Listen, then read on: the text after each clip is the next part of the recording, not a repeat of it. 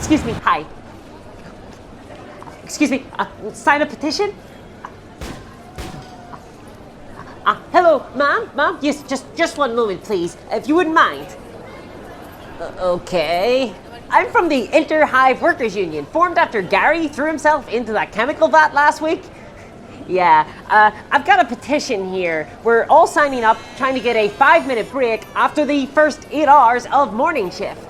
Oh, you mean like the prayer of litany? Yeah, sort of, except there'd be less praying, and we would be able to stop working for the duration.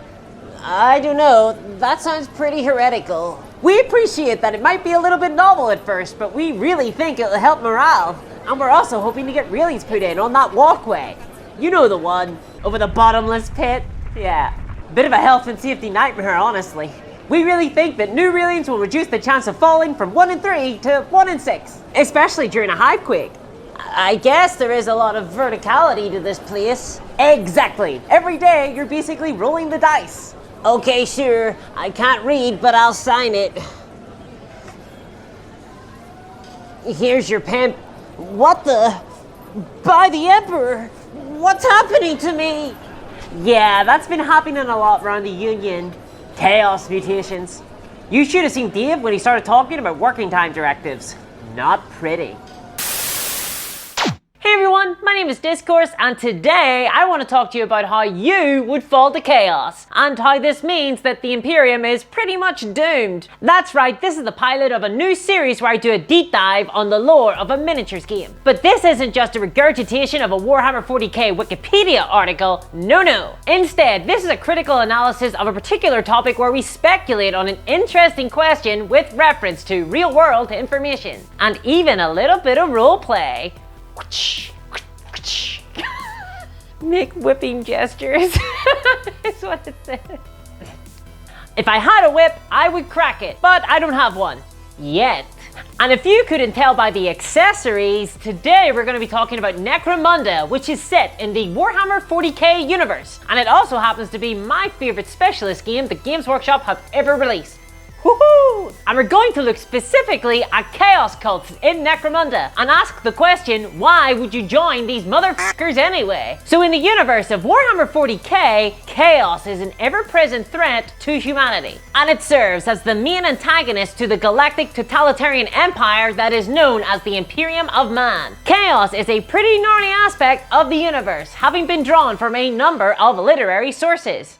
Although the inspiration I think most people focus on is actually the Lovecraftian element. Like the outer gods from Lovecraft, chaos is an extra-dimensional force in the universe, and it's mostly malevolent. And it has the power to drive men mad and also reward them with big tentacles. And genuinely, between the emergence of weird mutations and madness-induced ravings, chaos doesn't seem to offer much to its followers, right? Because, let's be honest, a tentacle is not a great substitute for a hand. I can't empathize enough how awful it would be to serve these fell powers. The book Hammer of Demons is set on a Khorne-devoted world, Khorne being one of the 4 gods of chaos. And this world is described as being in a perpetual state of war, covered in rivers of blood. And in the book, 1,000 gladiators fall on their own swords to spill enough blood to welcome in a new season of gladiatorial combat. So, I mean, not the best place to raise kids. Though if the schools in the area were nice. So why do people keep falling for this? Why do they worship chaos? Well, to answer this question, I thought it would be fun to put ourselves in the shoes of some Imperium workers. Well, not shoes exactly, but we'll get onto that in a moment. And think about what our journey towards chaos would look like. Now, the Imperium is a vast galactic empire, and it's spread across many stars. So there are people in the Imperium who have been born into great wealth and comfort. But unfortunately, they are very rare, so it's more likely that because we have just been teleported here, we've probably ended up amongst the 99.99999% of humanity. You know, one of the quadrillions of Imperial citizens who either toil in factories or work 16-hour shifts in the mines. Subjects who are forced to work towards arbitrary work quotas put in place by a Byzantine and distant faceless bureaucracy. Quotas, by the way, which will probably not reflect any sort of reality on the ground that you recognize. Because it's not war that drives the grimdark of the 41st millennium. No, the majority of human lives will be lost because of starvation or workplace accidents. Seriously, look at this. Look at this. This is a standard working place. Look at all these workplace injury risks. So we'll say that we're teleported into this universe as Necromunda manufacturing workers.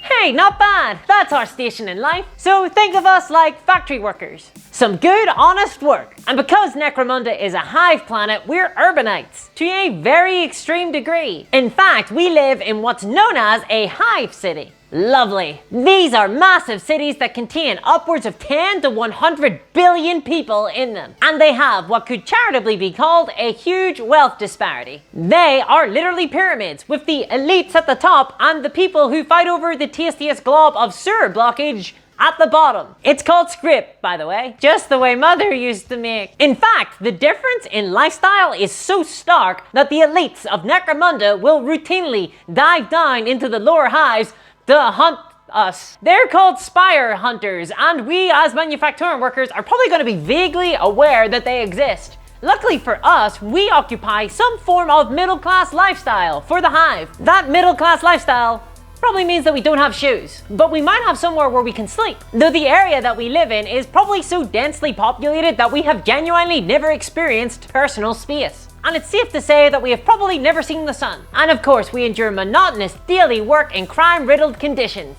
But what for? Well, we get awful food, awful alcohol, and very little sleep. It's not an exaggeration to say that the most wealth that an Imperial worker will ever have is contained in the exotic bullet that kills them. Okay, so we're in pretty bad conditions. And it's not entirely unlikely that in the drudgery of our day-to-day lives that we might begin to comprehend just how bad it is. And in that case, it's not unreasonable to expect that we may talk to one another about how things could be better. In fact, we might even be so bold enough to start thinking about asking for some shoes. At least so our feet don't get burned on the metal walkway suspended over molten steel. And our request would be denied. Not a question of it. Our masters would say no immediately. Of course not. Our grievance would enter a faceless bureaucracy and we would never hear from it again. We will be told that our conditions are irrelevant to our expected output. We must maintain the quota. And so, we're not happy about this. I'm not happy about this. I wanted those shoes. And so we may think about reducing our output to make it clear that this time we mean business. In fact, we might organize a strike.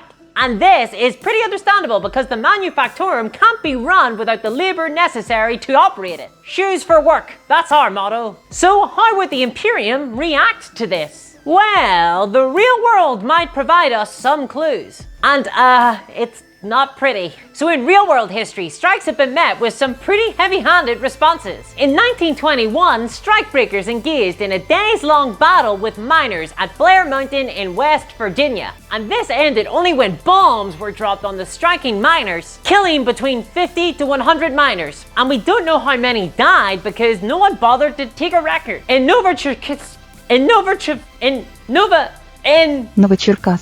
1962, the Soviet army opened fire on striking workers, killing between 26 and 80 people. And on the 16th of August 2012, the South African police shot and killed 34 strikers in Marikana. So that gives us a bit of an idea of how the Imperium of Man would react.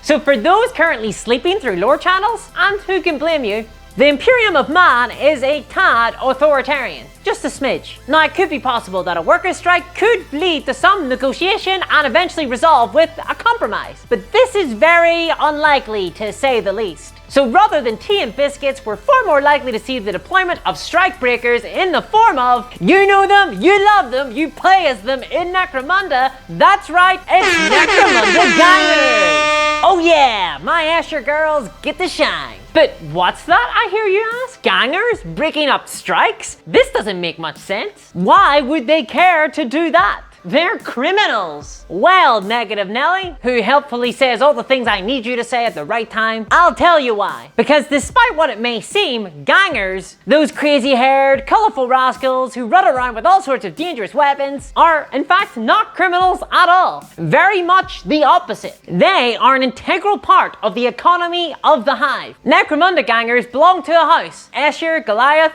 that gang. I hate those guys. 2+ shooting, what the f? And these houses function as a mixture between a feudal overlord, a corporation, and the mafia. And these folk are not pleasant at all, as you would expect with any professional bully. And they're given free rein to rule their sections of the Hive, so long as the requisite material and goods flow from the bottom of the Hive to the top. And this is why half the setup of the scenarios in the game of Necromunda are designed around flashpoints of conflicts as they jostle for territory and primacy with one another. So yeah, the local ruling house is gonna have a lot of problems with some striking workers. And they're not exactly great at conflict resolution, except for the melty booby kind. And this means that us shoe-seeking Hive workers are probably gonna get barreled into by an axe-swinging Goliath whose breakfast consists of human growth hormones and Weetabix. Everything a grown boy needs. So this means unless we Hive workers are willing to throw ourselves into the meat grinder and become tomorrow afternoon's lunch, the only effective way to address this is to equip ourselves with whatever tools we have, either weaponizing our existing equipment or acquiring weaponry to defend what is now our fledgling union. Hell, we could be making weapons now in what is more and more looking like our manufactorum. So say we plucky workers fight off the marauding gangers in a pitched battle. Hooray! Very embarrassing for the gangers, but they've been known to rule a lot of ones, so it could definitely happen. And now we're the victors. Hooray!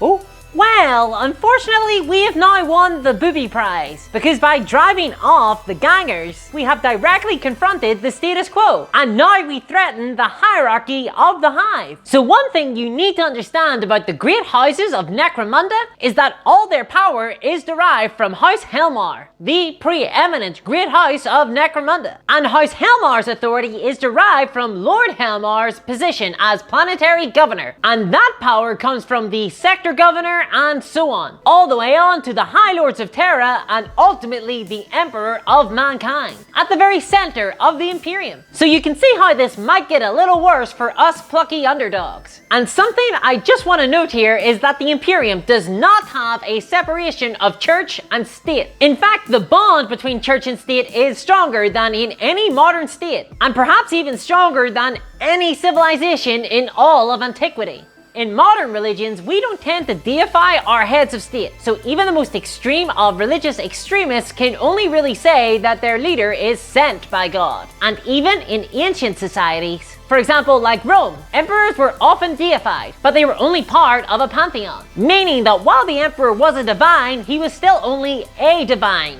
one of many. It was still possible to disagree with the emperor by reference to other gods. You could always say, I don't know, Caligula, Minerva teaches differently. I mean, I wouldn't recommend it, but you could say that. However, in the Imperium of Man, the emperor is not a god, he is the god. He is the end of the line. So ultimately, the emperor is infallible, and the imperial state is an extension of the emperor, which means that the imperial state is also infallible, right? So therefore, if we Hive workers are rebelling against the injustices of our position, we're also making a theological point. Our statement goes beyond the physical. If our state of existence, that is to say, the kind with no shoes, is unjust, then the state itself must be unjust. And if the state is unjust, then that means the emperor is unjust. Uh-oh, that's a big problem for us. And we might not mean it this way. We just want shoes. It really feels like it was a small thing to ask for, because metal be hot to walk on. But the Palanite enforcers, who are the personal army of House Helmar, will only understand our position through this quasi-theological lens. We won't be perceived as simply asking for shoes. The system can't accommodate for that. Rather, we are defying the social order that has been put in place by the God Emperor. Therefore, our dissent is not a mere political or civil issue, it is a religious one as well. Unfortunately, everyone, we're committing the crime of heresy, or apostasy. Just an aside in case you've ever been curious, because this comes up very often, I'm sure. Heresy means to disagree with a religious interpretation. Apostasy means to outright reject it. So if I were to say the God Emperor likes puppies, a heretic would say that the God Emperor doesn't like puppies at all. And an apostate would say that the God Emperor doesn't exist. The more you know! So now we're being treated as if we have not just violated civil law, but divine law as well. And the Imperium will react as such. Even if we are not chaos cultists, we are spiritual criminals all the same. Because now, in our pursuit of shoes, just basic shoes, we are a heretic and traitor in the eyes of society. So now we face a choice. Option A is to surrender to the Imperial authorities and submit to a polite burning. Hopefully that way our sins will be purged. It will have the downside of us being burned alive. Or option B, continue to fight, motivated by both our desire for shoes as well as our general unwillingness to be burned alive.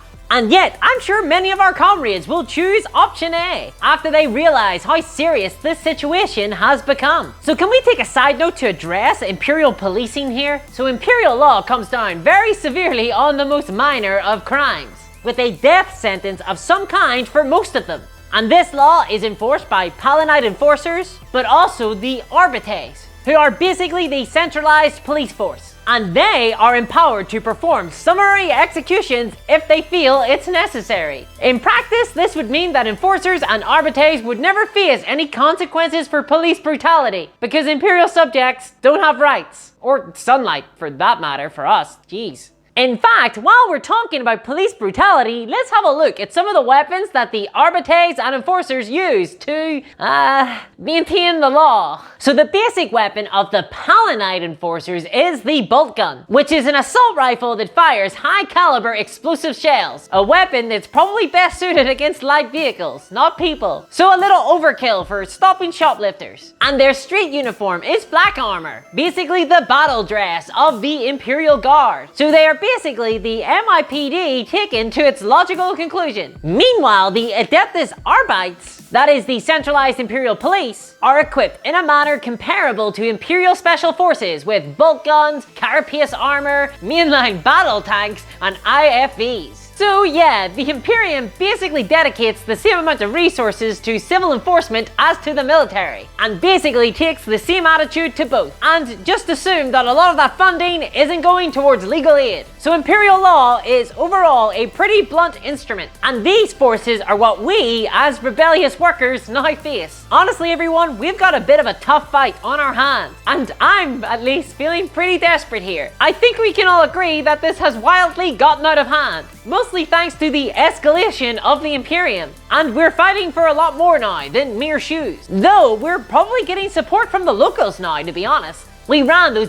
gangers out earlier and everyone's loving that. In fact, we're probably talking about how to make things better for everyone now, and the scope of our demands has probably increased. No more drudgery, we're past that now. And as the enforcers attempt to tighten their grip on the Hive, it will alienate our fellow Hivers. Remember, those enforcers are armed with bolt guns and they're expected to use them. There's going to be a little collateral. And where there's collateral, there tends to be angry people. And so our ranks will begin to swell with those angry at the crackdown. Our movement will grow. Summary execution of suspected rebels has a tendency to radicalize a populace. As they begin to lose control, the enforcers' tactics will grow more extreme. And so, as the enforcers attempt to tighten their grip, our response will grow by necessity more extreme. Enforcer patrols will be openly attacked, their fortresses will be bombed, and if we're convincing enough in our one-man, two-shoes platform, there may even be no-go zones drawn up in the Hive where enforcers cannot enter. And this will serve to escalate the conflict even further. But even so, with all that support, we probably still can't take on the enforcers. We ran through their equipment earlier, yeah, remember that?